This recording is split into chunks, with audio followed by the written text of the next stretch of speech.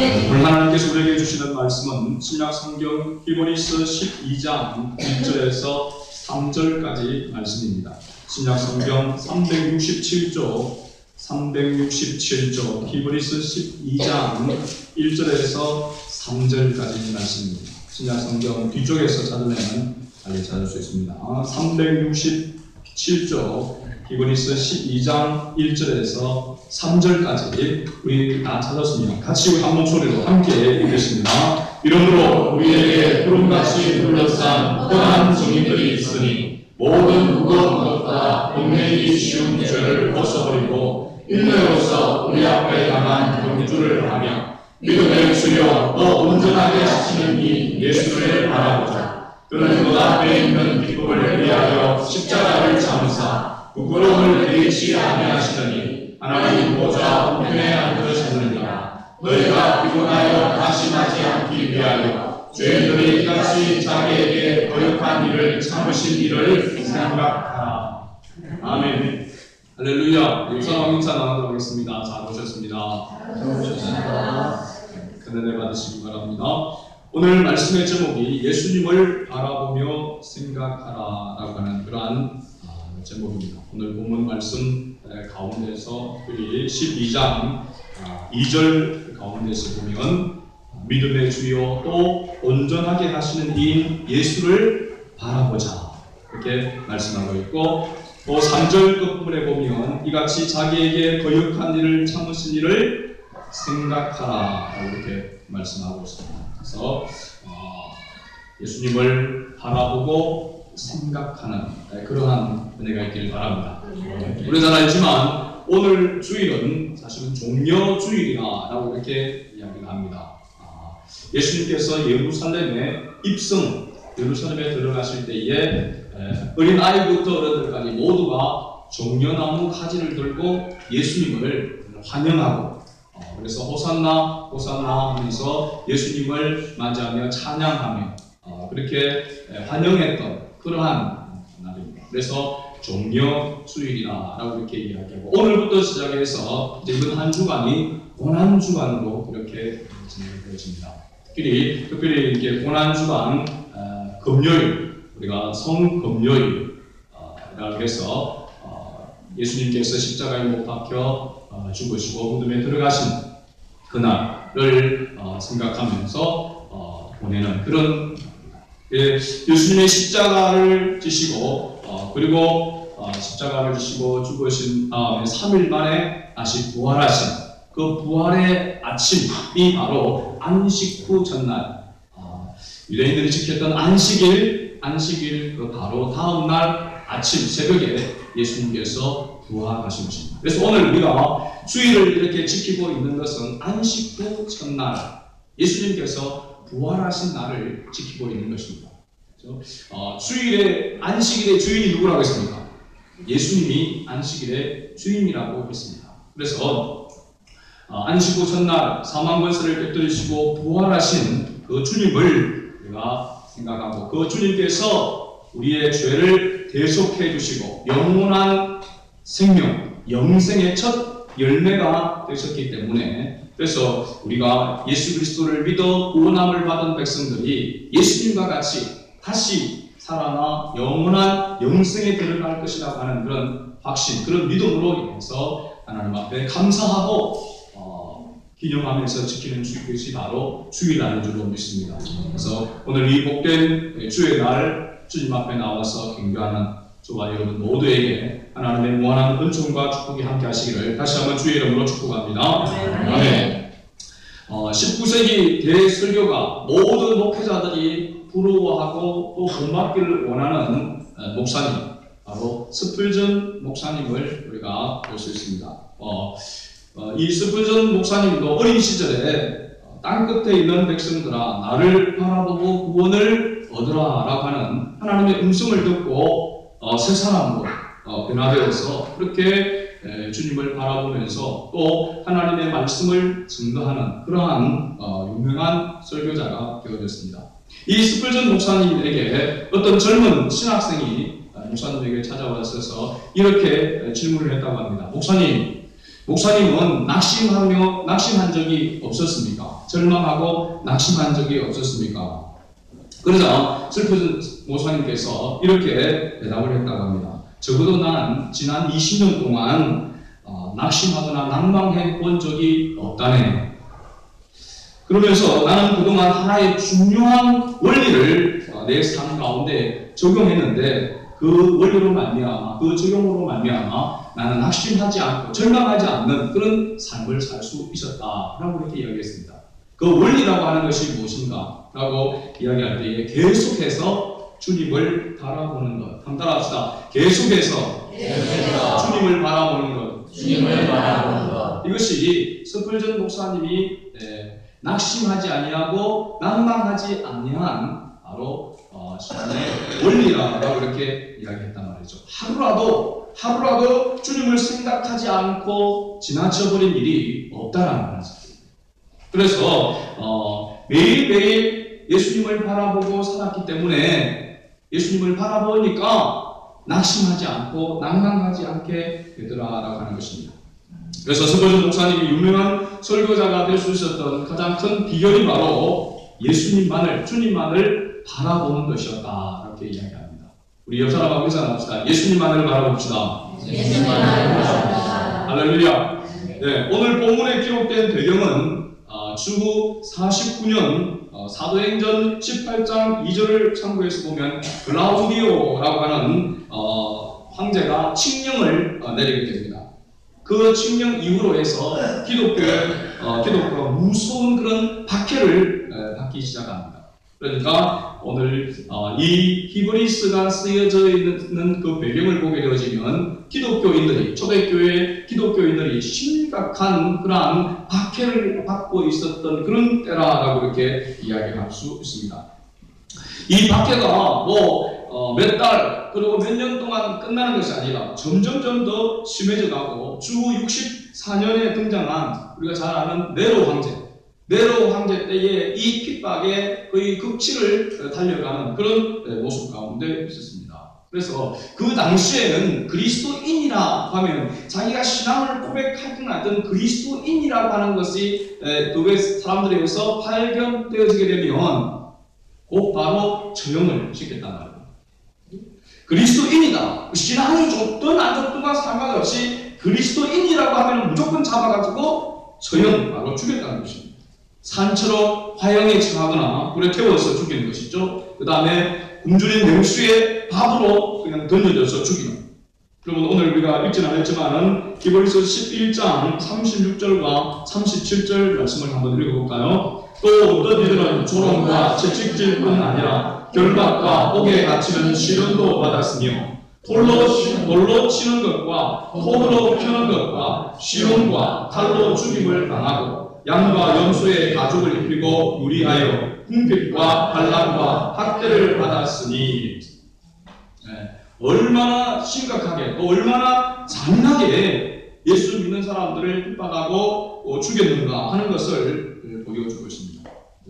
이 핍박이 그냥 한두 달, 한 1, 2년 그렇게 하고 나면은 그냥 그래도 소망 가운데서 빨리 참고 견딜 수가 있었을 텐데 핍박을 받는 이것이 점점 더 심해져 가고 기간이 점점 길어져 가니까 그 가운데는 이제 신앙을 포기하는 그러한 사람들이 나타나기 시작했습니다. 신앙이 변질자가 나타나게 되어지고 예수 믿었던 같이 함께 교회를 다니고 신앙생활을 했던 그런 사람들이 고발을 해서 같이 죽게 만드는 그런 일도 일어나게 된 것입니다.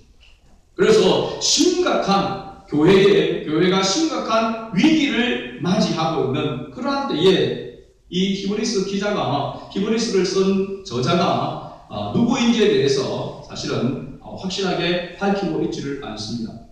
사람들은 추측하기를 이 안에 내용들을 볼 때에 사도 바울이 기록했을 것이다 라고 그렇게 이야기합니다. 그러나 우리가 사도 바울의 바울 서신들을 살펴보게 되어지면 뚜렷하게 항상 서두에서 자기 자신을 이야기하고 보내는 자의 이름을 분명하게 이야기하고 편지를 받는 사람에 대해서도 밝히고 있는데, 물론 이 당시가 너무나도 핍박이 심한 그런 때다 보니까 그것을 밝힐 수가 없는, 그래서 밝히지 않는지도 모르지만 어쨌든 이 성경의 저자에 대해서 기록하고 있지 않기 때문에 굳이 추측을 하고 누구다라고 누구일 것이다 라고 이야기할 필요는 없다고 생각합니다. 중요한 것은 신앙의 심각한 위기 가운데 있었던 이러한 사람들에게 다시 한번 말씀을 통해서, 하나님의 진리의 말씀을 통해서, 복음을 통해서 다시 그들로 하여금 신앙을 끝까지 지키도록 하기 위해서 이 히브리서가 쓰여졌다라고 하는 것은 틀림없는 사실입니다.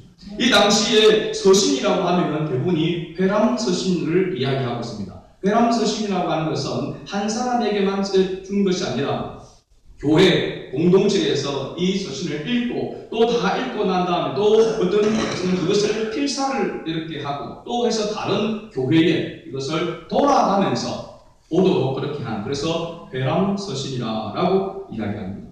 이런 무서운 핍박과 박해 가운데서 어떻게 하면 신앙의 정조를 버리지 아니하고 끝까지 신앙생활을 승리할 수 있는가, 거기에 대해서 이 히브리서가 쓰여졌다라고 하는 사실입니다. 그 당시 보면 사단의 전략은요, 사람들로 하여금 아예 예수 믿는다고 하는 것은 엄청난 고통을 또 목숨을 내 걸어야 된다라고 해서 쉽게 예수를 믿지 못하게 만들고, 교회를 나왔던 사람, 신앙생활을 시작했던 사람도 거기에서 돌아서도록 하기 위해서 심각한 엄청난 핍박을, 박해를 가한 것입니다. 근데 오늘날을 보면요, 이런 외형적으로 이런 핍박, 이런 박해보다도 더 사단의 전략은 무엇으로 우리에게 다가오냐면 안락한 삶을, 물질 만능주의를 통해서 사단은 우리를 더 미혹하고 있다는 하는 사실입니다. 놀라운 것은 이런 핍박을, 박해를 받고 육신의 고통을 주는 이런 박해가 있을 때에는 오히려 예수 믿는 사람들이 줄어들기보다는 나중에 보면 더 예수 믿는 사람들이 더 많아졌다는 하는 사실입니다. 놀라운 것은. 왜 그런가 하면 진짜 예수님을 믿는 사람은 이런 박해 가운데서 견뎌내고 그런 모습을 보면서 하나님의 살아계신 것을, 예수님이 함께 하신다라고 하는 것을 그들의 삶을 통해서 증명할 수 있는, 나타낼 수 있는 그런 모습들이 있었기 때문에 오히려 나중에는 더 예수 믿는 사람들이 더 많아졌다라고 하는 사실입니다. 근데 오늘 살아가고 있는 우리의 모습 가운데서 보면 이 물질 만능주의, 안락한 삶, 편안하고 즐기려고 하는 이런 삶을 우리에게 주는 것은 오히려 많은 사람들, 더 많은 사람들로 하여금 예수님을 떠나게 만드는, 어떻게 보면은 겉으로는 떠나지 않은 것 같은데 마음에서는 이미 떠나 있는 그런 모습, 껍데기만 남아있는 그런 모습으로 바뀌어져 가고 있는 그런 모습을 볼 때에 사단의 전략이 이전보다도 훨씬 더 교묘해졌다라고 하는 것을 우리에게 가르쳐주고 있는 것입니다.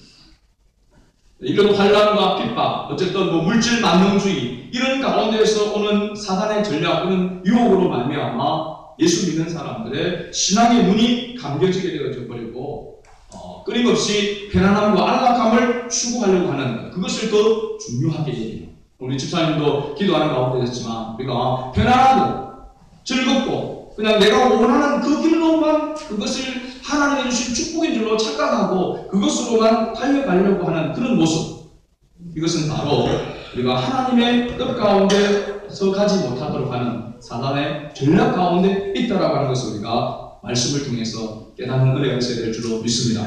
오늘 말씀을 통해서 우리가 그러면 무엇을 바라보고 누구를 생각해야 하는가 하는 것을 오늘 말씀 우리에게 강조하고 있습니다. 먼저 허다한 정인들을 바라보라고 이렇게 말씀하고 있습니다. 우리 12장 1절 말씀을 다시 한번 같이 읽어봅니다. 이러므로 우리에게 구름같이 둘러싼 허다한 정인들이 있으니 모든 무거운 것과 얽매이기 쉬운 죄를 벗어버리고 인내로서 우리 앞에 강한 경주를 하며. 실질적으로 우리가 한국 교회에서도 믿음의 선배들, 훌륭한 믿음의 선배들이 많았습니다. 그 훌륭한 믿음의 선배들이 편안한 때에 많았던 것보다는 핍박이 있을 때에, 고난이 있을 때에, 그때에 신앙의 위인들이 나타나게 되는 것입니다. 일제시대에 보면 주기철 목사님들이 신사참배를 반대하고 신앙의 정조를 지키기 위해서 기꺼이 고문을 당하고 감옥에다가 결국은 순교의 제물이 되어졌던 조기철 목사님. 이러한 신앙의 선배들, 이 신앙의 선배들 때문에 한국 교회가 그래도 오늘날까지 번성해 온 줄로 믿습니다. 그 순교의 피가 많이 흐르면 흐를수록 그 나라, 그 민족이 살아나는 역사가 일어났습니다. 교회사를 볼 때에.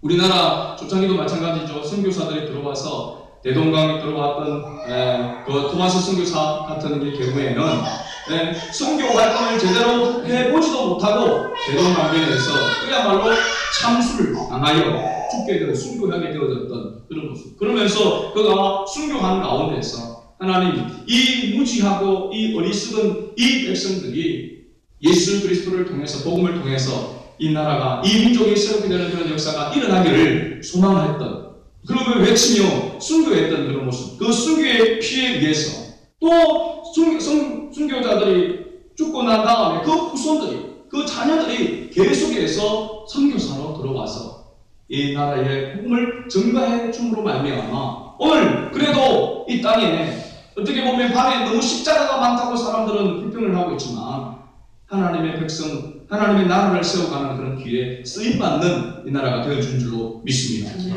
그래서 이런 순교의 피를 흘렸던, 믿음의 신앙의 정조를 지켰던 이 신앙의 선배들, 이 신앙의 위인들, 이 정인들을 바라보라고 이렇게 말씀을 하고 있는 것입니다.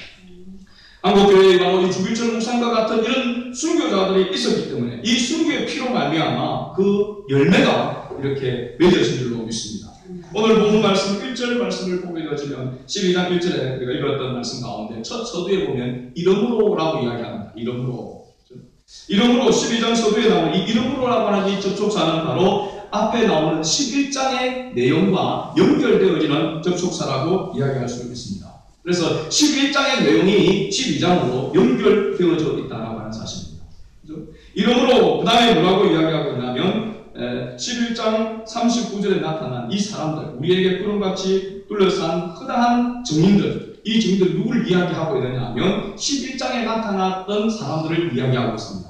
이 사람들이 누군가 하는 것을 살펴보게 되면 39절을 말씀해 봅니다. 39절, 이 사람들은 다 믿음으로 말미암아 증거를 받았으나 약속된 것을 받지 못하였으니, 이 사람들은 바로 이 39절 앞에 나타났던 사람들이죠. 이 히브리서 11장이 무슨 장이라고 이야기합니까? 믿음의 장, 믿음장이라고 이렇게 이야기합니다. 히브리서 11장 1절부터 시작해가지고 쭉 나오면 믿음은 바라는 것들을 실상이요 보지 않는 것들의 증거니 선진들로서 이로써 증거를 얻었느니라. 믿음으로 라고 이렇게 시작하면서 등장하고 있는데 믿음의 조상 아브람 그 이전에 세 사람을 이야기하고 있습니다. 누굴 이야기하고 있습니까? 아벨과 그 다음에 에녹과 노아를 이야기하고 있습니다. 믿음의 조상 아브람 이전에 세 사람, 아벨과 에녹과 노아, 이것을 이야기하고 있는 그 모습을 보게 되어지는, 아벨은 하나님 앞에 참된 제사를, 하나님이 기뻐하시는 것이 무엇인지, 하나님께서 주목하시는 것이 무엇인지를 알고 하나님 앞에 참된 제사를 드렸던 사람이 바로 아벨이었습니다. 결국은 형 가인에 의해서 최초의 순교자가 되어진 사람이 바로 이 아벨이라고 할 수 있습니다. 두 번째로 보면 에녹이라고 하는 사람은 누구나 다 정말 경험하는 이 죽음을 맛보지 아니하고 그대로 승천한 최초의 인물이 바로 이 에녹이었습니다. 그리고 노아는 노아 홍수 심판 가운데서 유일하게 구원받은 노아의 8 식구가 구원받게 된, 요즘 최근에 나온 노아라고 하는 영화는 성경하고는 좀 동떨어진 노아입니다. 그는 헐리우드 노아입니다. 헐리우드 노아.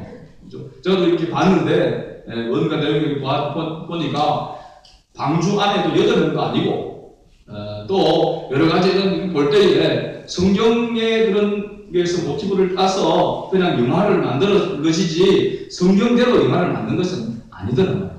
그래서 그냥 말로 헐리우드 노아였습니다. 그러니까 성경의 내용을 보지 못하고 그것을 그 영화를 보면요, 그런가라고 생각합니다. 그죠? 그리고 성경을 보게 되면 이 성경이 틀리네 이렇게 이야기합니다. 그죠?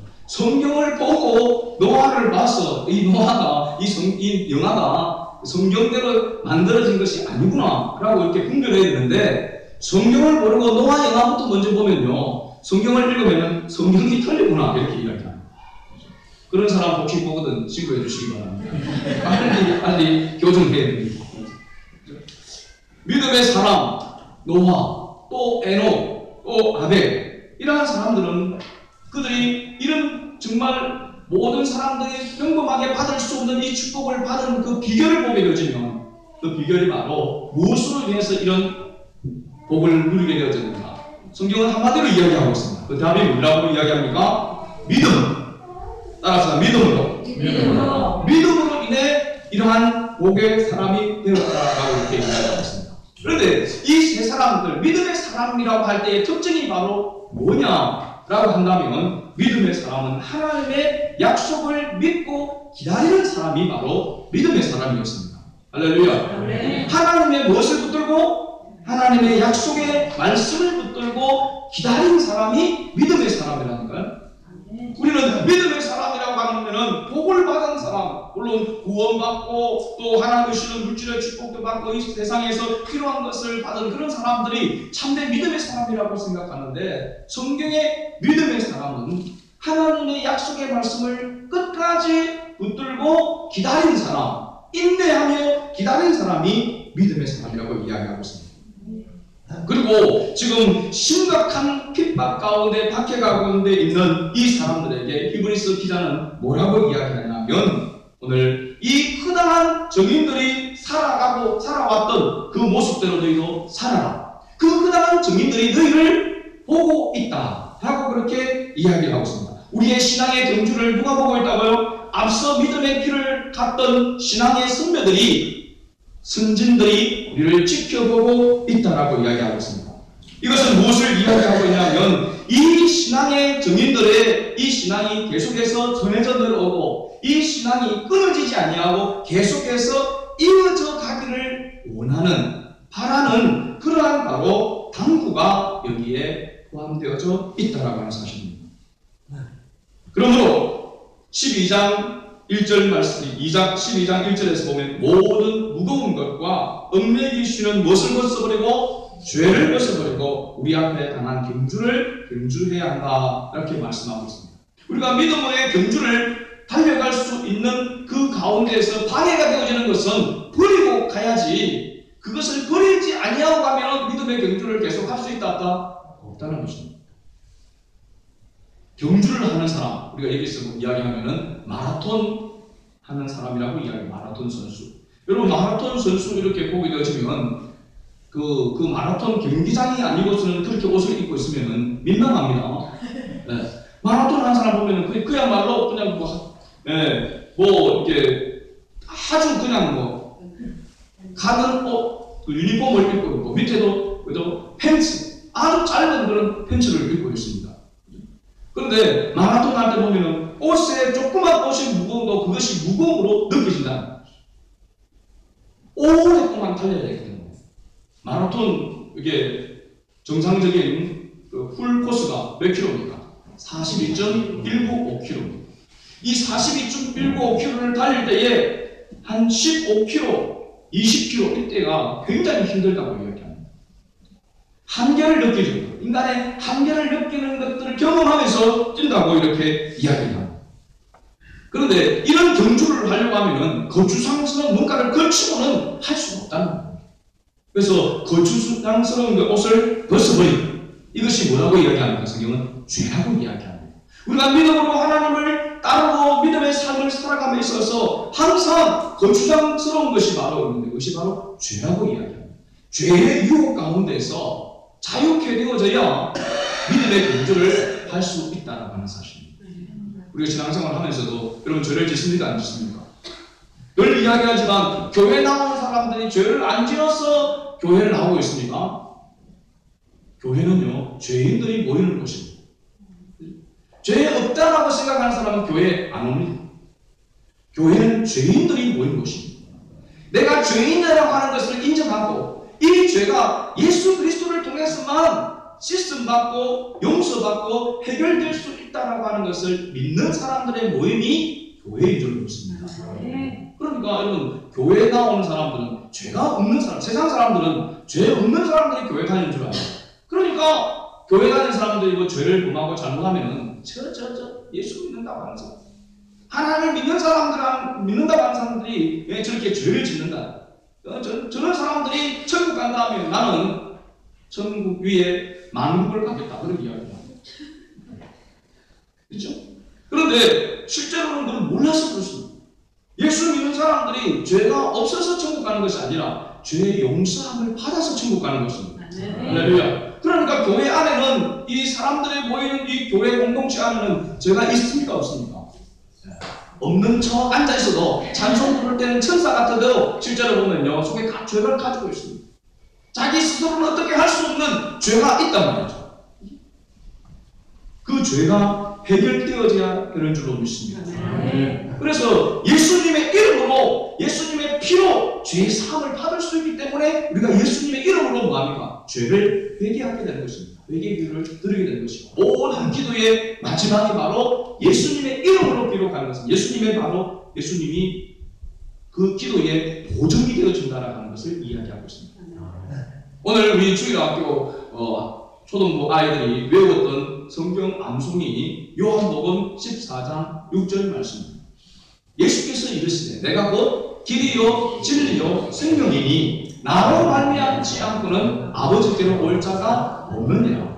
할렐루야. 예수 그리스도가 하나님께로 가는 유일한 길이라, 유일한 진리요 유일한 생명이라. 예수 그리스도를 통하지 아니하고는 하나님께로 올 자가 없다라고 말씀하고 있습니다. 그것을 믿는 사람이 예수 믿는 사람입니다. 이거 뭐 예수 믿는 사람이나 교회 나오는 사람이나 절간에 가는 사람이나 다 혹시 나중에 다 전당에서 다 모일 것, 이렇게 이야기하는 사람은요, 예수님을 믿는 사람이 아닙니다. 교회를 다니는 사람들 중에서 그런 사람도 있습니다.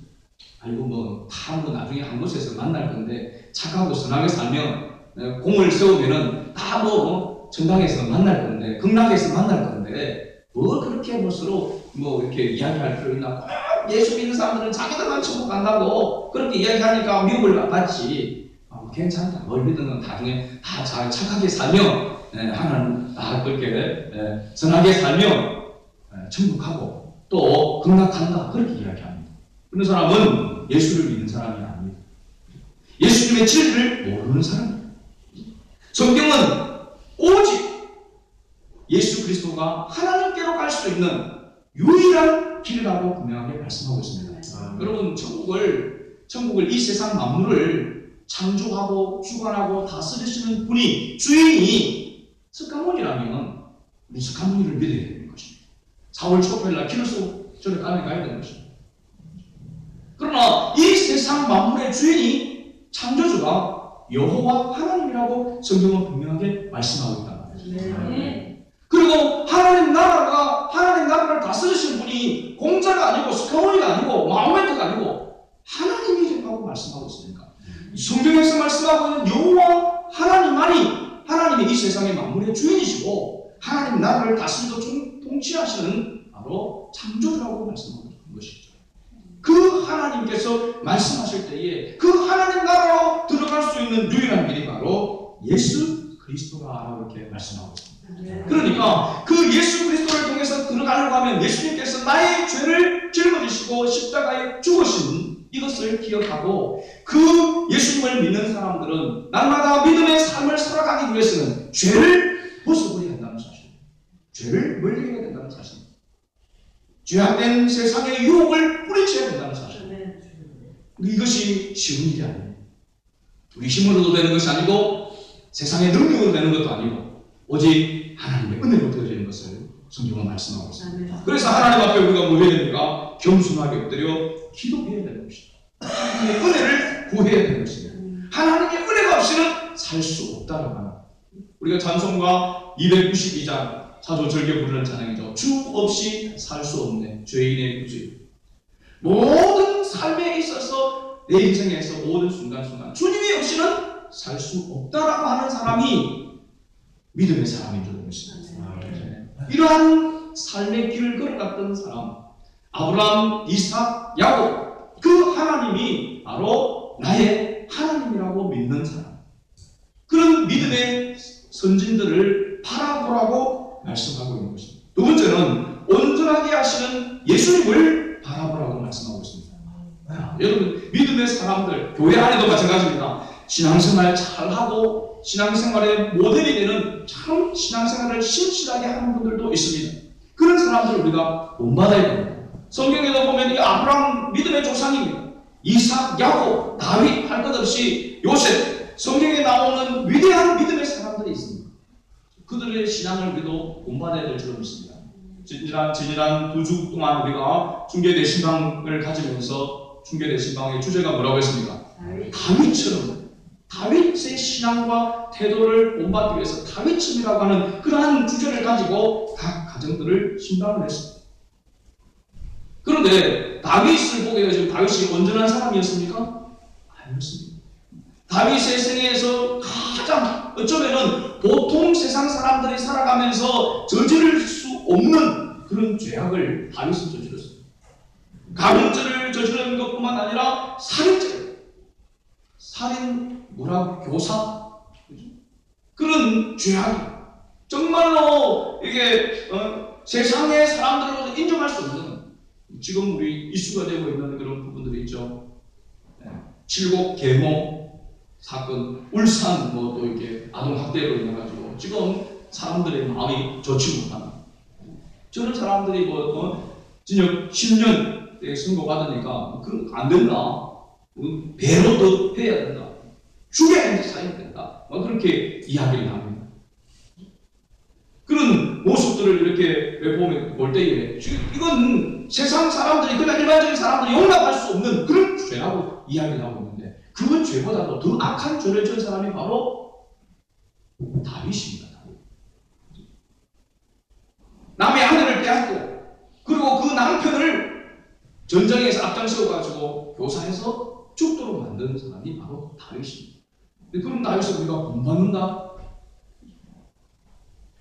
다윗이 그럼에도 불구하고 회개하고 돌이켜서 하나님께로 돌아왔기 때문에 우리가 다윗을 본받는 줄 믿습니다. 네. 그래서 성경에 나오는 인물들, 여러분 교회에서도 훌륭한 믿음의 사람들을 우리가 본받아야 될 줄 믿습니다.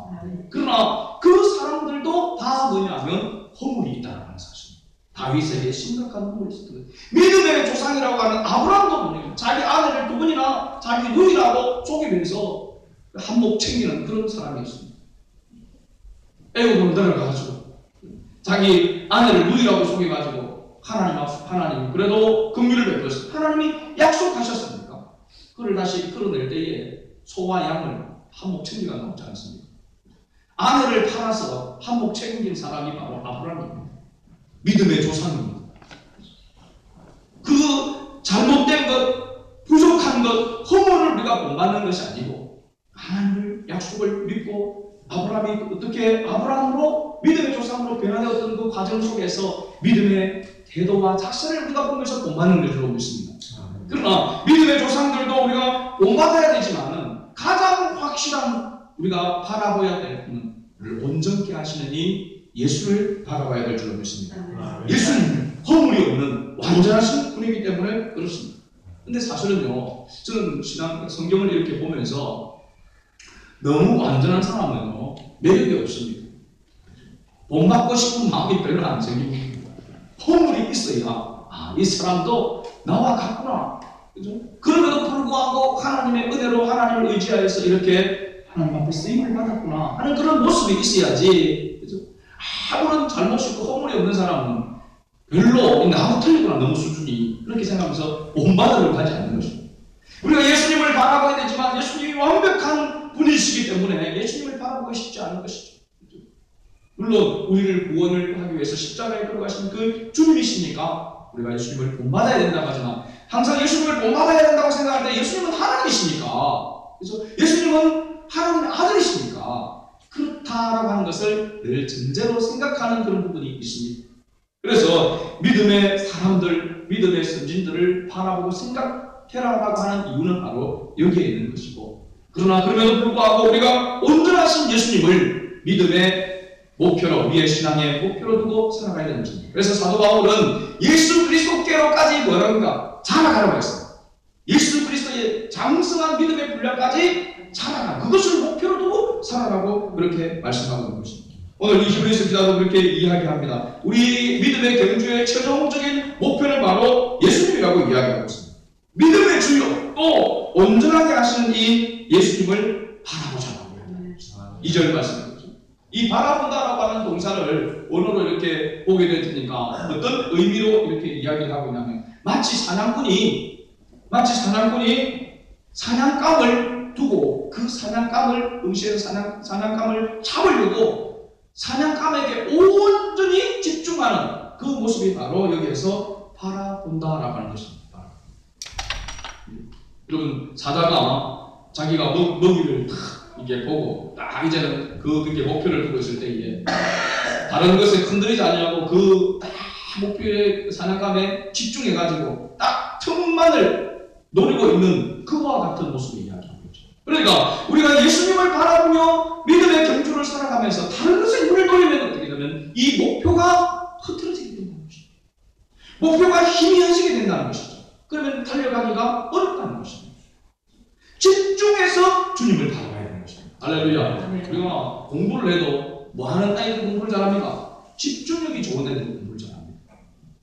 책상에 앉아있는데 산만합니다. 왔다 갔다 10분 안 돼도 또 물 먹으러 나와. 또 좀 앉아있는데 뭐 배고프다 뭘 달라 그래. 아우 좀 오래 앉았다고 피곤하고 이제 또 좀 쉬어야 된다고 그래요. 그렇게 하면은 한 2시간 더 책방에 앉았다 왔다 갔다 공부한다고 했는데 실질적으로 보면요 머리에 나만 들어간 게 없어.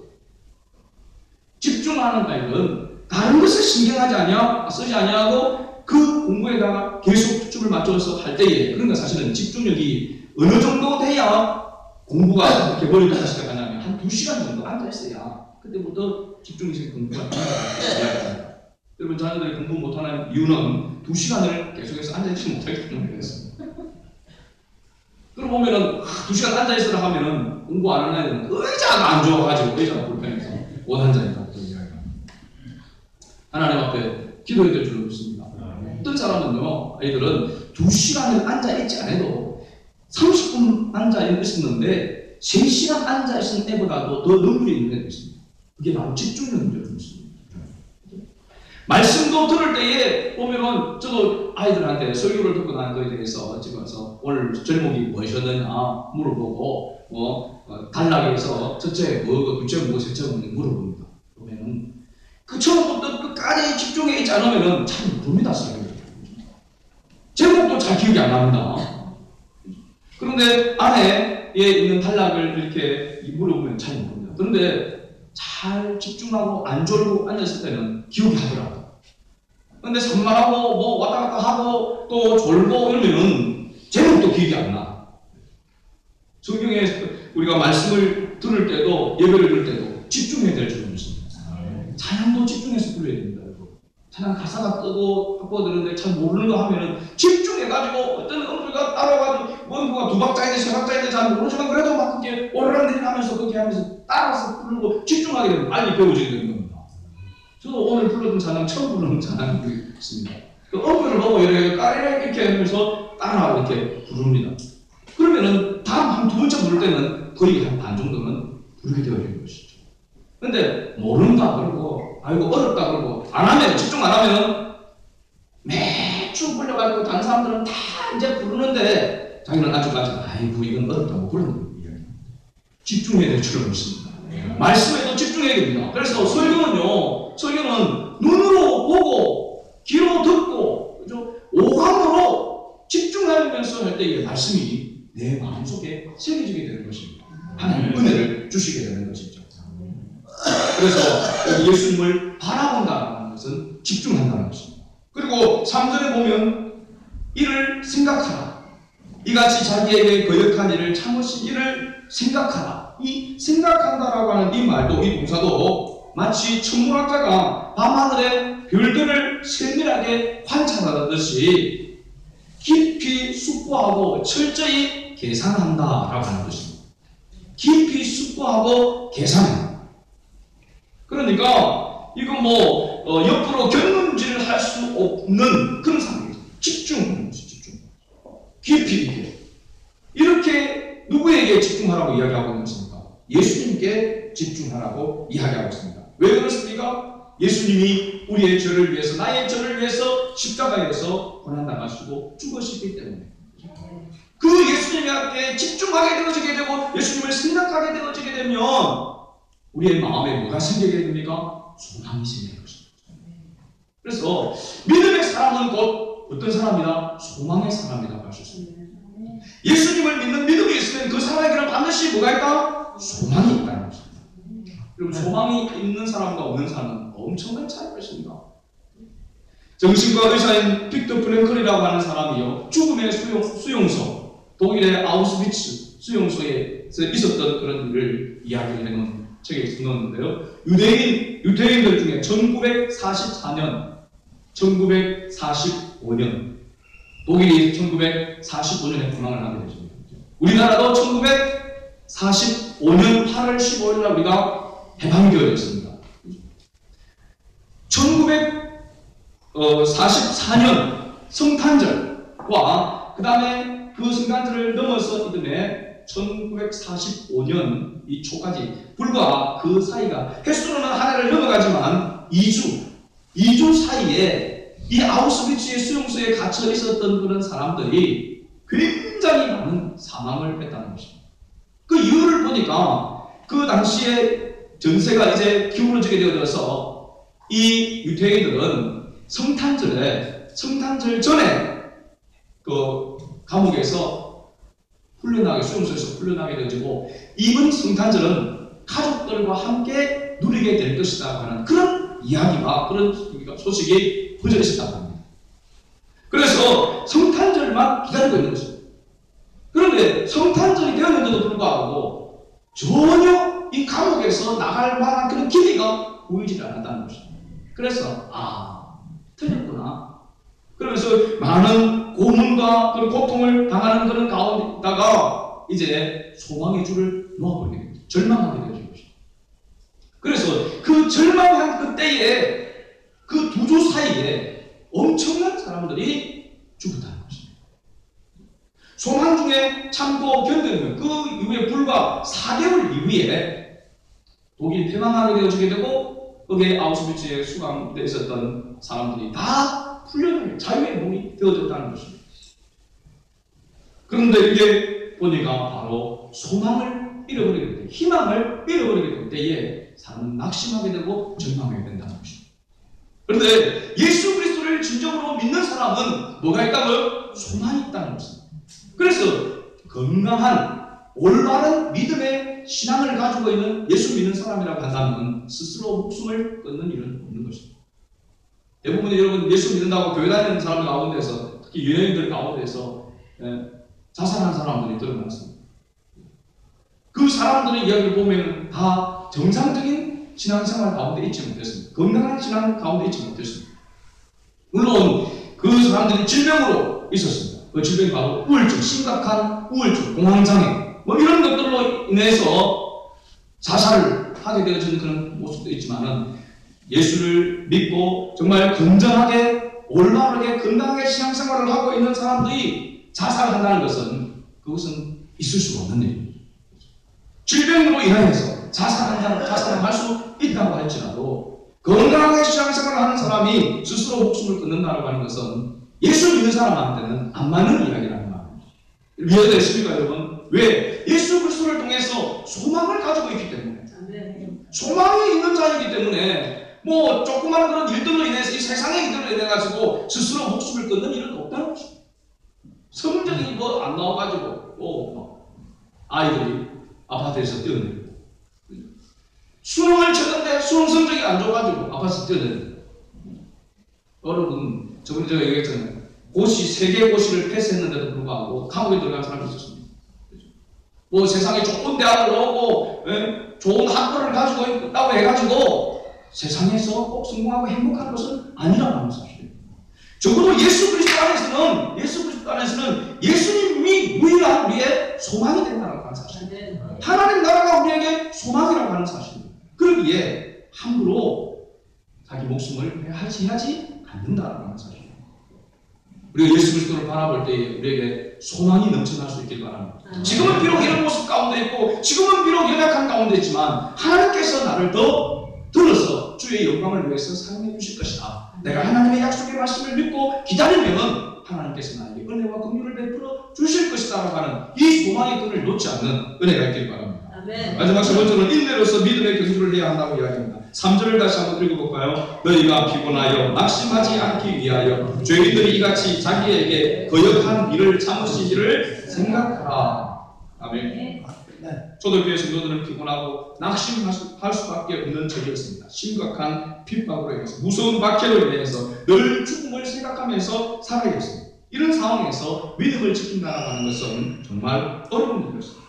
그런데 이렇게 절망적인 상황에서도 믿음의 경주를 계속할 것을 히브리서 기자는 강구하고 있는 모습을 발견하게 되죠.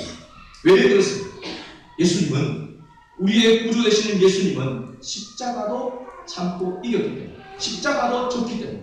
그래서 제가 내일부터 시작되는 우리가 고난주간, 특별 한 주간 새벽 기도를 가지게 될 때에 예수님께서 십자가를 질 수 있었던 비결, 물론 우리의 죄를 대속하기 위해서 예수님이 십자가를 지셨지만 자기 몫에 대인 그 십자가를 예수님이 질 수 있었던 그 비결이 무엇인가라고 저는 생각을 해보고 고민을 해봤습니다.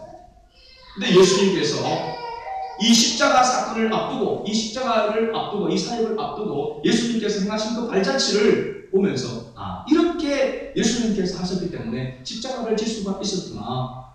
하나님의 은혜로 이 십자가를 감당할 수 있었구나. 자기의 뜻이 아닌 주님의 뜻을 따라갈 수 있었구나 하는 것을 발견할 수가 있었습니다.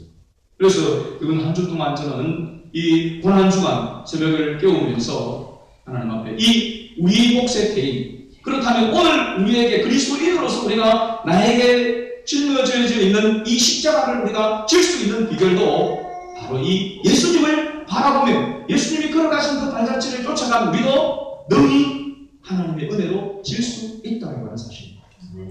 중요한 것은 이 일에 있어서 가장 제일 중요한 것이 무엇인가 하는 것을 이야기할 때 그것이 바로 인내라고 이렇게 이야기합니다. 인내. 신앙의 경주에서 승리하는 비결은 바로 인내라고 이렇게 이야기합니다. 우리 아들 큰아들 참배가 ROTC 이제 그 시험을 이렇게 이론을 이렇게 쳤습니다. 될 것이라고 저는 생각합니다. 여러분들이 안 될 거라 생각해도 저는 될 거라고 생각합니다. 중요한 것은 그 다음에 이제 이 체력 그 시험이 있답니다. 근데 체력 시험을 제가 이 ROTC를 한 그 시험을 1년 전에 친구에게 이렇게 들어보니까 제일 힘든 것이 있고 이것만 하면은 그래도 앞에 뭐 좀 부족하더라도 패스가 된다 라고 이야기를 하더라고요. 이게 뭔가 보니까 오래 달리기가 있습니다. 오래 달리기. 그 오래 달리기 가운데서 그게 시간 안에 들어온 점수가 있습니다. 그런데 그 이야기하기를 오래 달리기에 시간 안에 못 들어와도 포기하지 않고 끝까지 들어오면 패스가 되더라는 것입니다. 그래서 제가 그거는 꼭 이야기했습니다. 내가 볼 때는 윗몸 일으키기도 그렇고 뭐 다른 것도 이렇게 내가 볼 때는 내보다 지금 못한 것 같은데 그래도 끝까지 하여튼 뛰어라. 마지막까지. 이 오래 달리기는 꼭 이렇게 패스를 해야 된다. 제가 그렇게 신신당부를 했습니다. 그게 바로 뭐냐면 인내심이 있는 거 아니겠습니까? 인내심의 테스트인 것입니다. 신앙생활에 있어서의 가장 중요한 것, 우리 하나님의 말씀을 다른 것으로 이렇게 표현을 할 때 뭐라고 했냐면 요한계시록에 보니까 여호와의 말씀, 하나님의 말씀은 인내의 말씀이라고 했습니다. 할렐루야. 하나님의 말씀에 붙들고 참고 견디는 이 인내의 과정이 있어야 하나님 그 열매가 맺어진다는 것입니다. 그런 말들, 인내는 쓰다. 그러나 그 열매는 달다. 신앙생활에 있어서 이 인내의 과정, 십자가의 과정을 거치지 않으면 부활의 영광에 참여할 수가 없다는 사실입니다. 유명한 그런 말이 있죠. 그래서 No cross, no crown. 십자가 없는 멸류관은 없다. 십자가 없는 멸류관은 없다. 우리가 기독교를 고난의 종교라, 십자가의 종교라고 이야기를 합니다. 십자가의 과정을 거치지 아니하고는 죽음의 자리에 이르지 아니하고는 부활의 영광에 참여할 수 없기 때문에 그렇습니다. 오늘 우리 신앙생활하는 가운데서 교회 다니는데 왜 이리 어렵노? 교회 다니는 신앙생활하는 것이 왜 이리 힘들어? 생각할 때가 있을 것입니다. 인내의 과정 가운데 있는 줄로 믿습니다. 소망 가운데 예수님께 집중하고 예수님만 바라보게 되어지고 예수님을 바라보는데 거추장거리게 되는 죄의 유혹을 떨쳐버리고 온전히 주님께 집중하게 되어지고 참고 기다리면 반드시 주님께서 우리를 이끌어 세우시고 영광의 자리에 세우신다라고 하는 것을 이 교회식 기사는 지금 박해 가운데 있는 죽음을 두려워하고 있는 가운데 있는 이 사람들에게 위로하고 건면하고 있는 것입니다.